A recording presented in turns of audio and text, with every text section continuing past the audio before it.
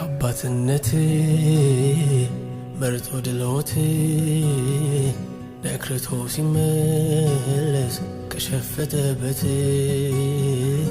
እየሮጥክ ሄደህ አንገቱን ሳምከው ስታየው ራርተህ አንጀት ተላውሶ ምሕረትን ሰጠኸው።